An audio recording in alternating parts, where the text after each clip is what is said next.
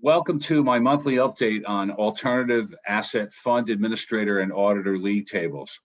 We're also having an industry discussion today with two market leaders from Kpmg and Gen2.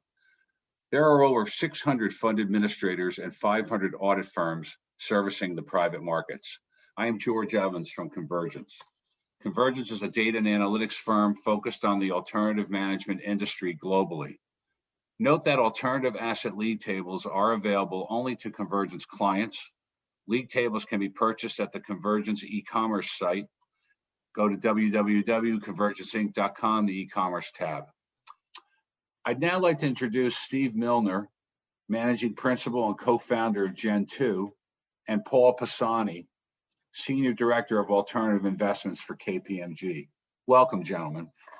So Steve Millner, it's good to see you. We're very happy you joined us today. So, coming off the league tables, what I thought we could start with, Steve, was a little discussion about your growth model. I'd like to hear how you're thinking about the market, your focus on new logo, your focus on organic growth.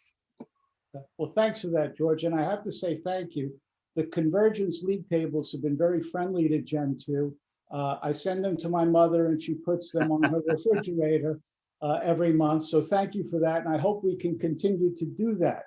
But our growth model is really very focused on the clients. We want to partner with market leading PE sponsors. And really our growth, I think, is enabled by the quality of our service and frankly, our differentiated culture. Lots of our competitors have big marketing budgets. Our marketing budget is really working hard on the service side, over-investing, if you will, on the service side to make sure we do a great job for our clients day in and day out. Ultimately, we believe that our relative superior capabilities are recognized in the market, and that's been very constructive to our growth so far. Yeah, well, you guys, Steve, I'll say, have a terrific reputation on that front, and quality customers, quality service. So it's been impressive to watch, really, what you guys have done over the last few years. Let's take, as we think about growth, let's talk about competition, right? So I'll tell you, I'll tell you something funny. When we started Convergence in 2013, there were 400 administrators. There's now 650. And yes, it's probably the 80-20 rule, but we do see a pretty fragmented market where PE funds and other closed-end funds really do kind of spread the jam sometimes in the market. On the competition front, a couple questions. One, I'd like to hear a little bit about what are some of the weaknesses you're seeing kind of at competitors and in the market that you think Gen2 can do a good job or does a good job exploiting. And then secondly, what are some of the current hurdles that you guys are attacking head on? Yeah, well, thanks for that, George. And you're right. We see that every day, it seems like there are an increased number of administrators in the market. And we're watching that. But as you also know, the private capital space has been enjoying enormous growth. And with that growth, obviously comes, increased number of service providers. So I think that's healthy ultimately for the business that we're in.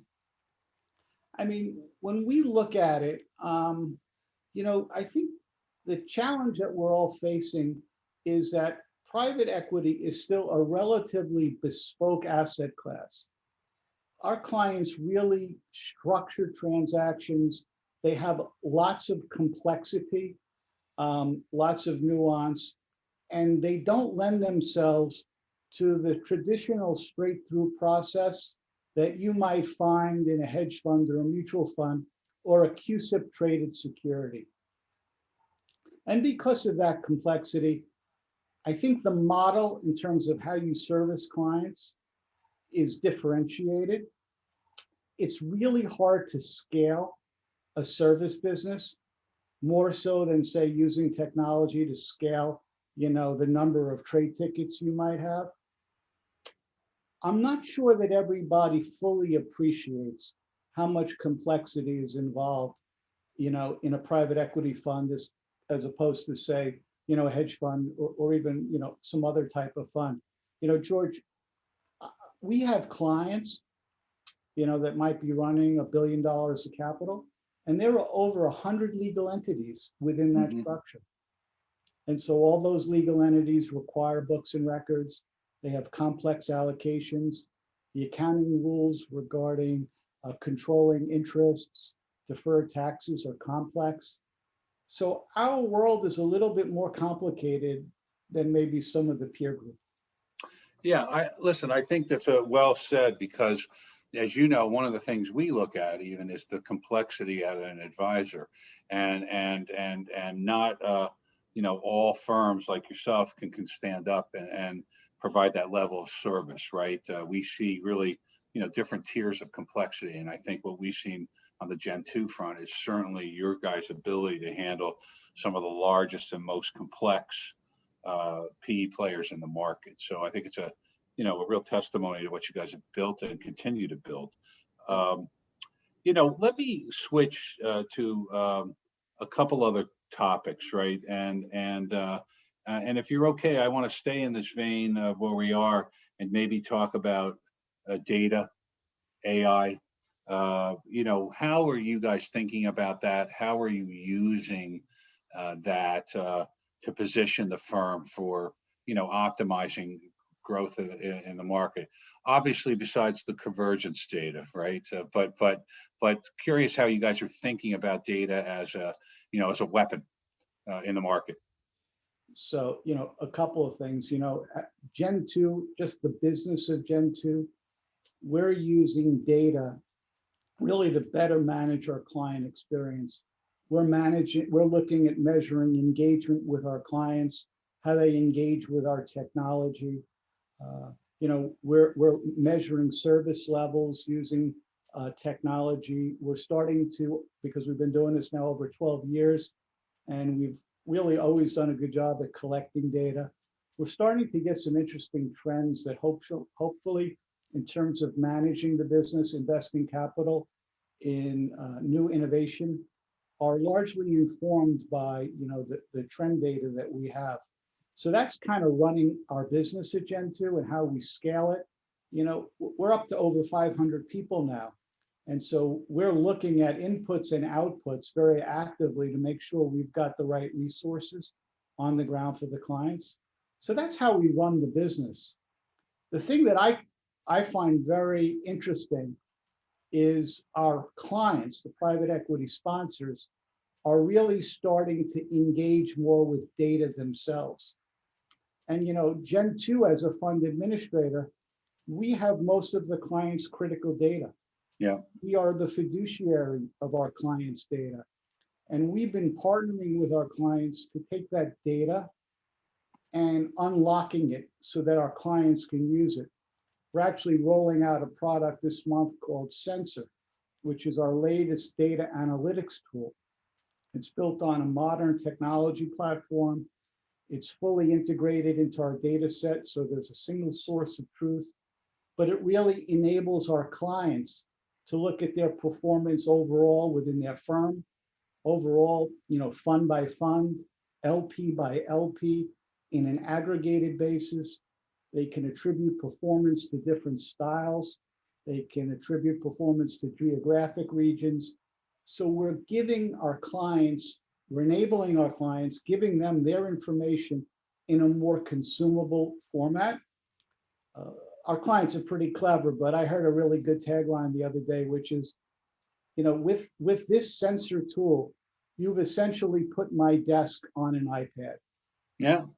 I like that. I thought that. Yeah, no, I like that. I mean, I think what's interesting is you're sitting on so much data, and the ability to really trend it and create derivative data and start to look at predictive analytics, et cetera, et cetera. There's just so many opportunities that you have with the larger you get too, right? Because you really can start to speak, to the market and market practices.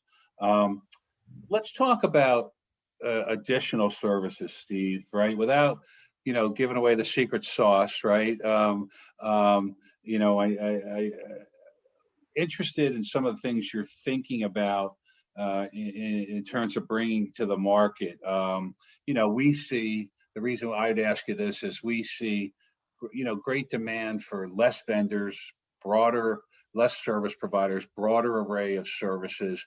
You're seeing fund administrators starting to invest in, compliance firms and regulatory firms and outsource CFO business and et cetera, et cetera. So just thinking out loud here a little bit about, what are some of the things that Gen 2 is thinking about in terms of surrounding kind of the core with? Yeah. So yeah, I think that's a good question, and I think your observation is spot on. What's interesting when you look at a typical PE fund sponsor, our strength tends to be in the middle to upper middle market. So our clients are running, several $billion. Big clients are running $50 billion of capital. But when you look at it, they're relatively, medium-sized businesses. Our clients can be 10 or 20 people. And so to your point, they rely on resources from third parties.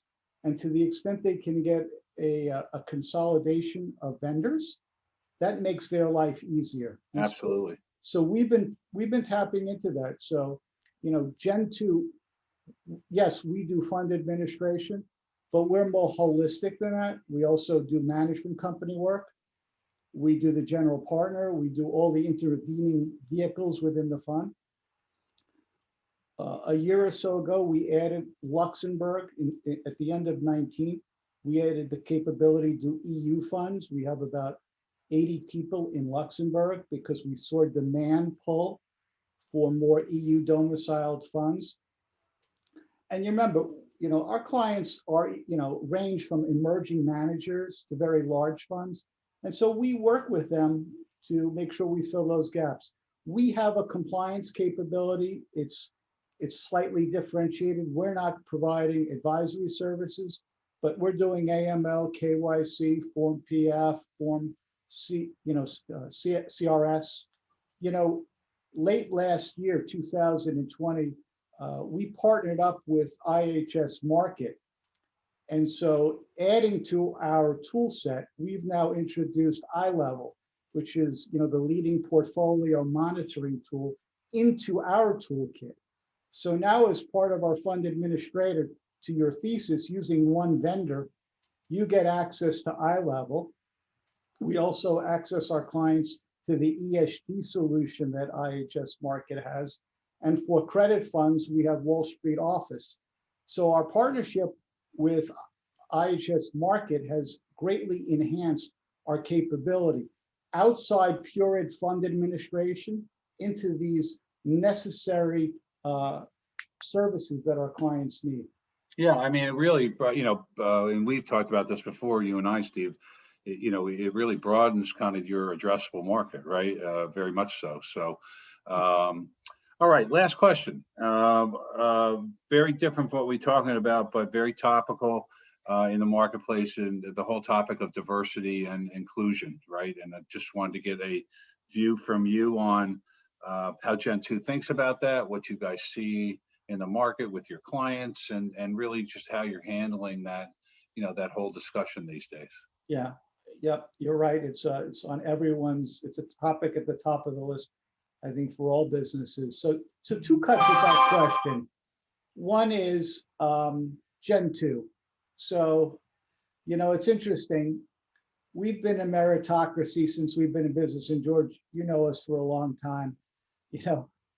We think that, diversity, inclusion are really fundamental to building a great business. We're colorblind, we're gender blind, we're race blind, we're ethnicity blind, we're sexual orientation blind. To use a sports analogy, we want the best athletes on the field. And when you look at Gen 2, we're nearly 50-50, male to female. We're fairly diverse in terms of ethnicity. In fact, Caucasian is number 2 at Gen 2. And we're seeing continued diversification. At the holiday party, I get to stand in front of the troops in a pre-COVID world. And every year when I look out, I see more and more people, but I also see a mosaic of different ethnicities. And it's really frankly, it's one of the most fulfilling parts of my job. One of the things that we do that's interesting is we recruit heavily from Baruch College, which is a college here in New York. Yeah. Baruch is actually one of the most diverse schools in the United States. It's in the top 10%. So, we've partnered with institutions that enable diversity. And we think it's a big deal, and we're all in on that. And so I think that's really helped the fiber and the fabric of Gen 2. And so I'm really proud of, where we are and what we're doing. Yeah. So Yeah, well, listen, I think it's something to be very proud of, and I think it's well said, because it's so important that your workforce reflects the marketplace and vice versa, right? So listen, a terrific conversation, and I'm very thankful for you joining us and your insights today. So, Steve, we appreciate it very much, and thanks for joining us. yeah, good to see you, George. Thank you. All right, Paul, welcome, and we're really happy to have you joining us today. So I wanted to start with you on the whole question of growth. I'd like to talk about KPMG's growth model, your focus on new logos, your focus on organic growth in the market, and just how you guys think about that whole growth story.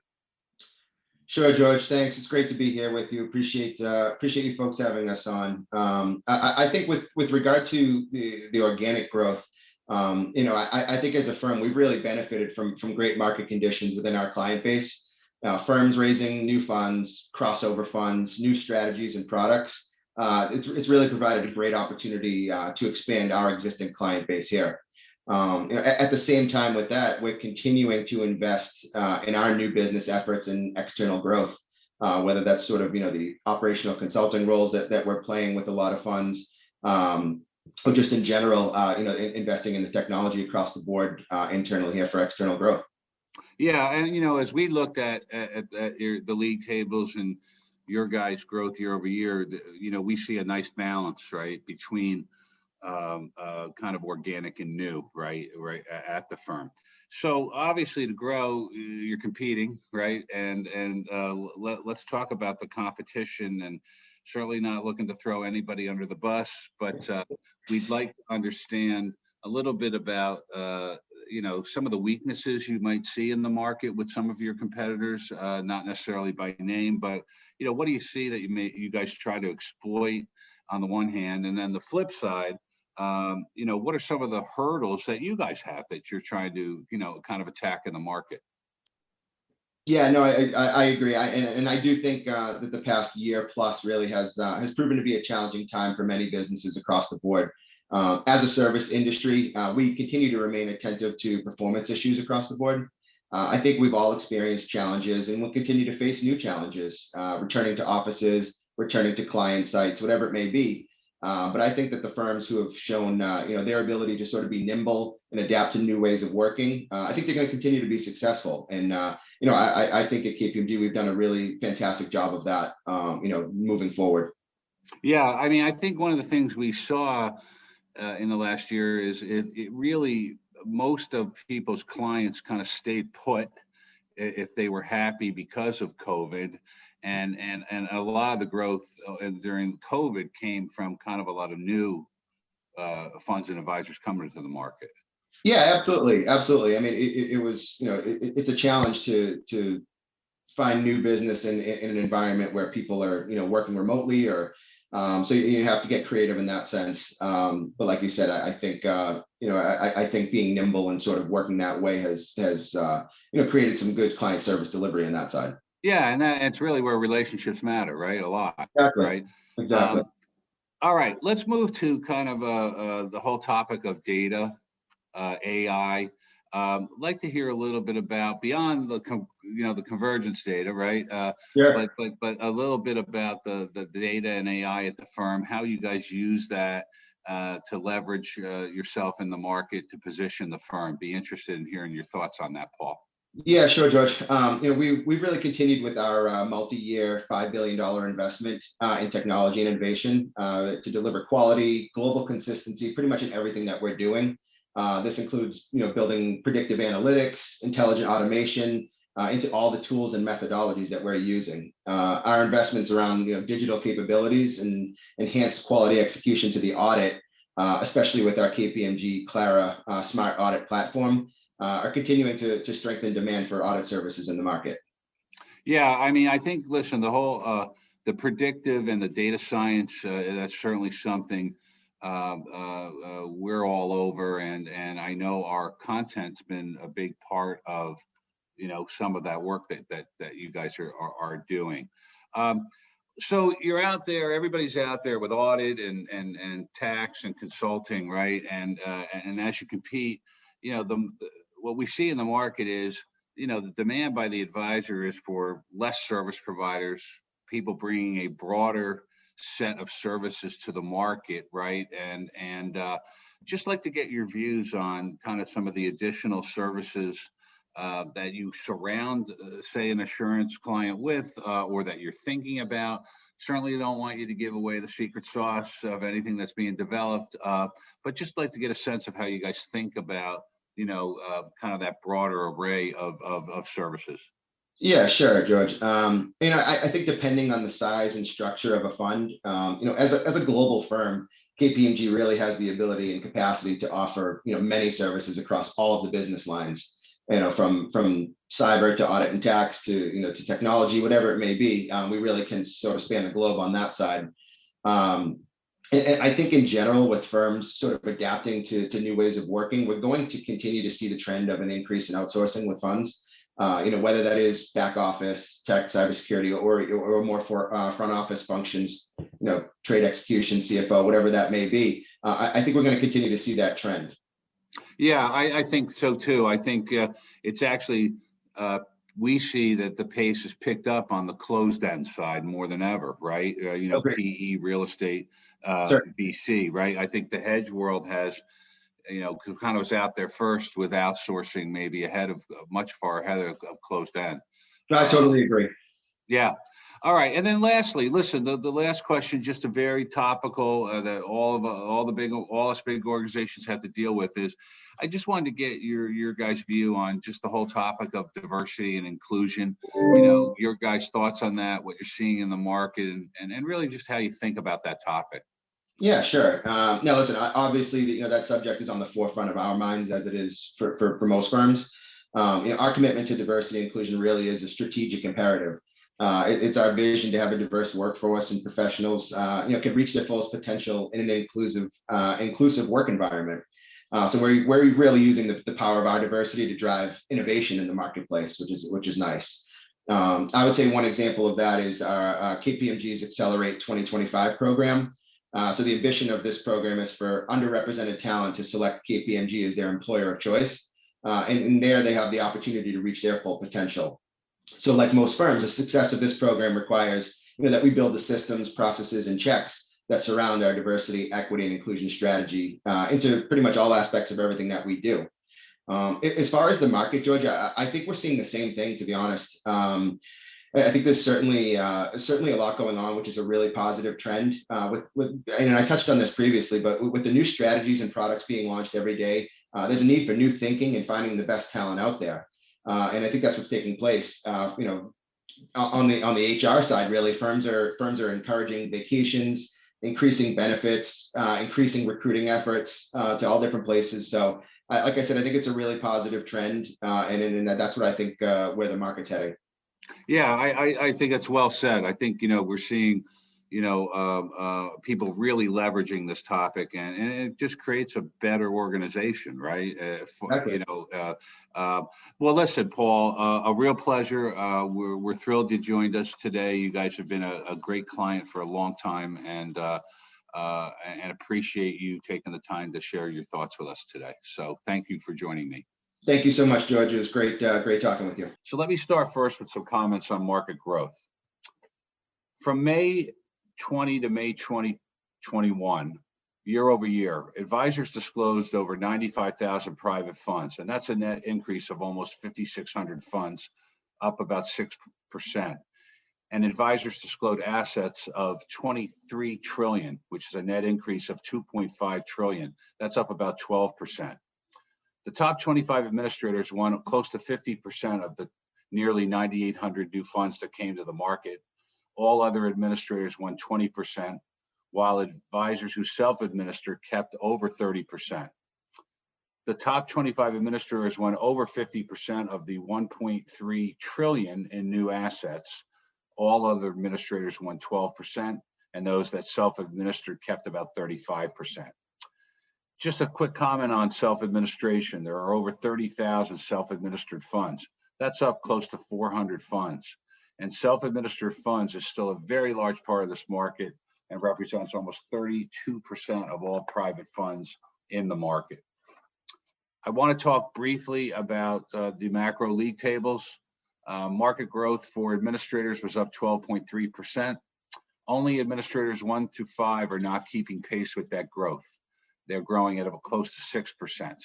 Administrators 6 to 10 grew at 19%, 11 to 25 at 21%.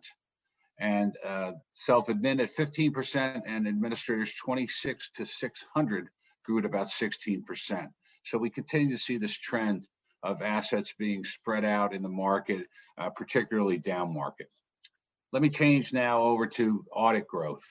And for that same period of time, May 2020 to May 2021, advisors disclosed over 95,000 private funds. To auditors, that's an increase of almost 8,000 funds. That's up about 8%. And assets of close to 23 trillion. That's up about 2.6 trillion, and that's up about 13%. The top 25 auditors won 70% of the 9,700 total new funds disclosed. All other auditors won 6%, and 24% of funds did not report an auditor. We've talked in past podcasts about this being a very untapped market for the audit community. The top 25 auditors won close to 90% of the 1.3 trillion of new fund assets. All other auditors won 2%, and 9% of funds did not disclose an auditor from an asset perspective. So we saw asset growth of about 12.8%. The big four kept pace with that growth at 11.3%. Auditors 5 through 10 grew at 27%, more than double the market. And auditors 11 to 25 grew at close to 20%. So the same comment I would make as I did on the administrative front, that a fair amount of business continues to move throughout the market. I want to thank our guests for joining us today, and we really look forward to seeing everybody in July for our monthly conversation. Have a good day.